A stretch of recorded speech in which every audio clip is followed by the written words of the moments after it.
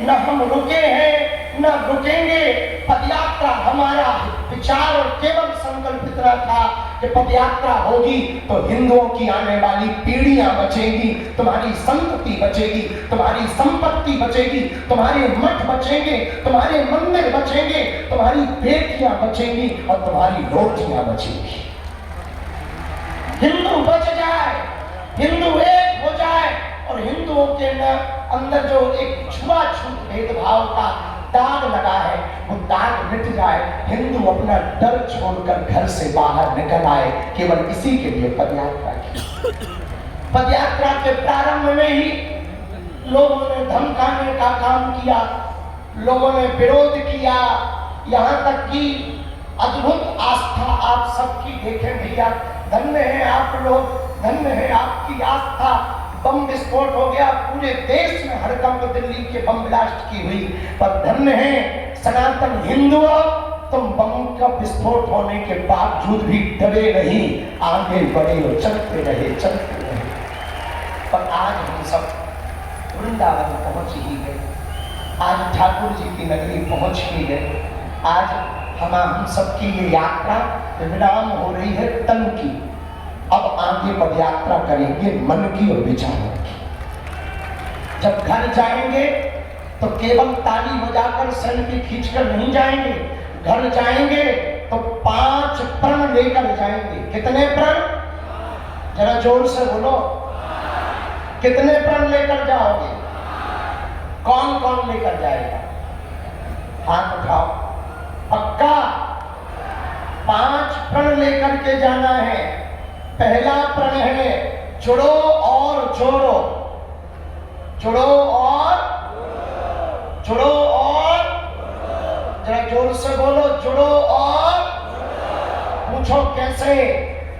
आप तो सनातनी हैं ही हैं, आप तो हिंदुत्ववादी हैं ही हैं, अपने 5 परिवारों को भी कट्टर हिंदू कट्टर सनातनी बनाना है।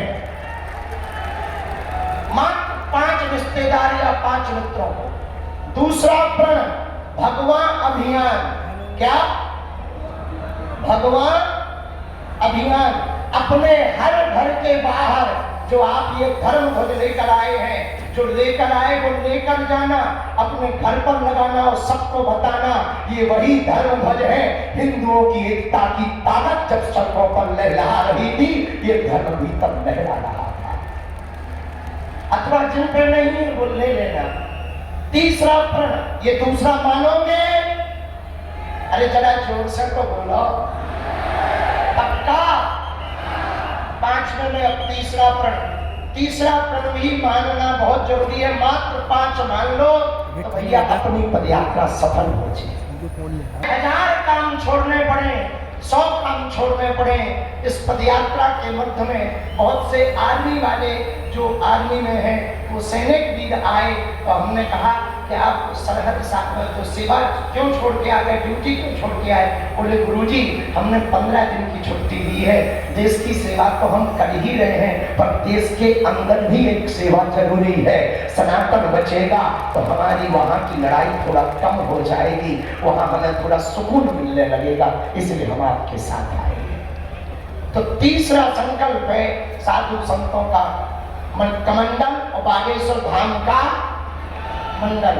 हम सबको गांव-गांव में एक मंडल गठन करना है और उस मंडल के द्वारा अगर धर्मांतरण जिन सिंह पड़े मंदिर और गांव भर में हर 1-2 महीने में एक यात्रा निकालनी है, गांव की सनातन हिंदू एकता पद यात्रा।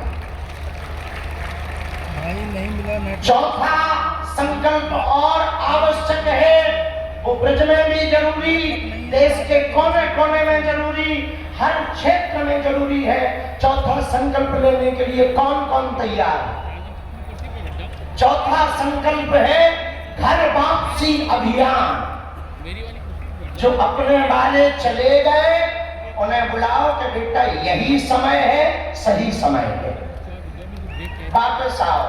और उसके लिए जो मंडल गांव-गांव में बने उनकी प्राथमिक जिम्मेदारी यही होगी कि धर्मांतरण होने ना पावे और जो हो गए वो घर कैसे वापस आ गए। ये कार्य यदि चौथा वो मंडल के अंदर ही करना है, मंडल के साथ ही करना है। मंडल का मतलब बागेश्वर धाम नहीं, आप चाहे जिस मंडल से जुड़ जाना, अपना नया भी बना लेना, पर मंडल इसके लिए बनाना कि हमारे पहले गांव में एकता हो, गांव में एकता होगी तो शहरों में होगी, शहरों में होगी तो प्रदेश में होगी, और प्रदेश में होगी तो देश में एकता होगी। और पांचवा और अंतिम संकल्प, कौन कौन पदयात्री लेकर जाना चाहेगा? जय श्री राम जरा बोल के बताओ। जय श्री राम बोलो।